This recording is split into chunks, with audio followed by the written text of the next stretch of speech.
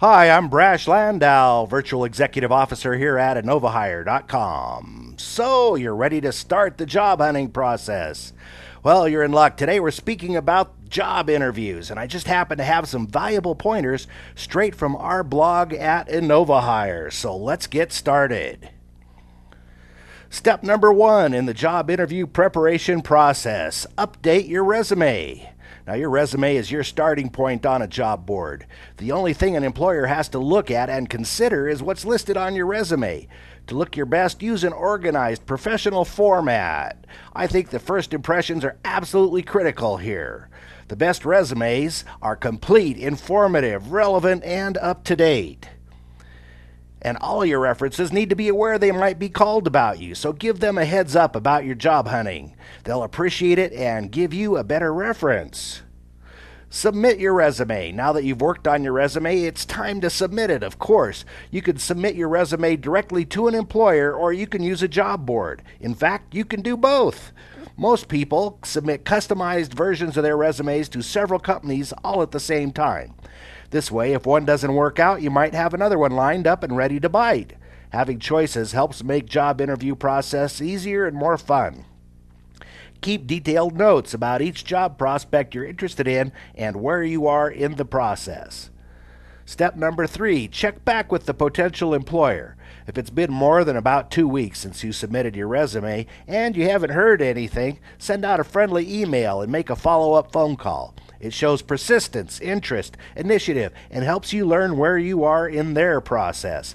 Make sure that you tell them you have a good reason for calling back. That is something that's to their benefit, like the fact that you are enthusiastic and ready to work. Step number 4, receiving a phone call from them. Once an employer has viewed your resume and has taken an interest in it, they'll contact you via email or phone to schedule a phone interview.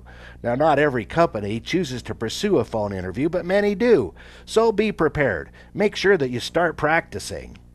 Step number 5, the phone interview. On average, a phone interview lasts about 15 minutes to an hour at the most. The employer's questions are used for screening purposes. Now, you'll need to sound qualified for the position, and you'll need to be able to speak clearly without hesitation and stumbling. You might even look at it as a performance you're expected to give, the first test of your qualifications. So it could be good to have reviewed some sample questions and practice your answers. Doing a little role-playing with a friend can help a lot by giving you a chance to think about what you'd say. Step number 6, the phone interview callback. Now, you should receive a callback no more than a week after the phone interview took place. However, things can happen. Now, if you don't hear back within a week and a half, you call your employer back. Be prepared to accept no as easily as yes. Avoid taking rejection personally by observing that you might have been spared a difficult situation.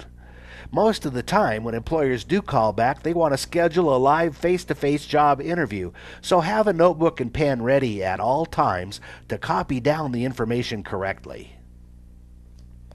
Step number 7, the live interview. You made it to the next step. Congratulations! Now make sure it goes well. Here are some basics. Show up on time. Dress properly. Have a neat appearance. The more that you've done your homework about the company and have practiced your responses to possible interview questions, the better you're likely to do.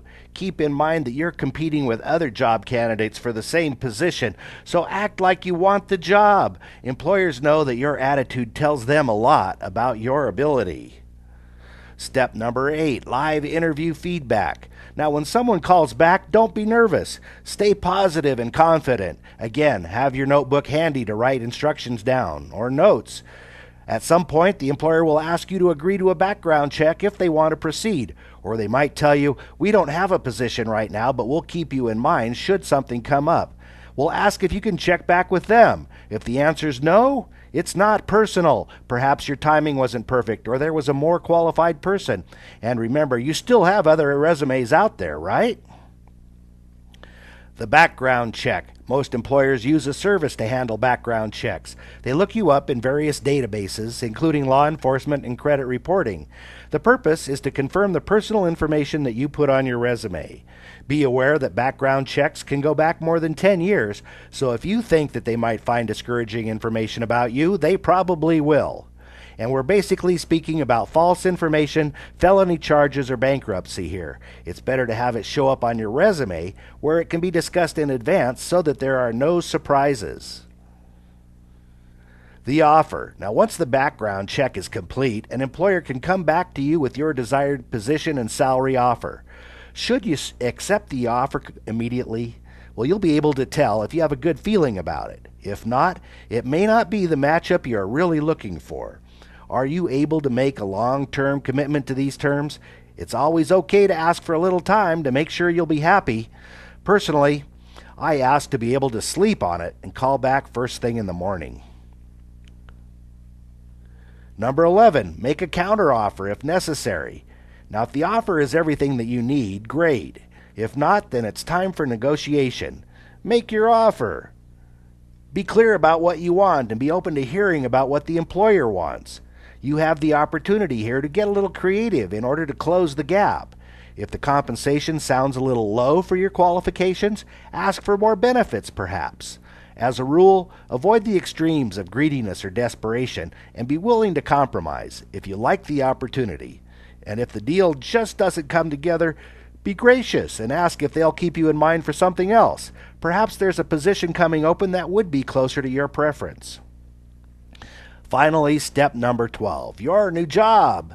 Remember, attitude is everything during the hiring process and once you've been hired. So go celebrate and then make sure that you show up on time, ready to work and become part of your new employer's team. It can take 6 weeks or more to shift into your most productive level of work. While you experience the nuances of your new position, keep an open mind about learning and be sure to be easy on yourself. One piece of advice that never fails: go the extra mile, even if others don't notice it. That is the path to success in the workplace. I'm Brash Landau on behalf of InovaHire.com. Good luck and go get 'em. For more information, visit our blog at InovaHire.com.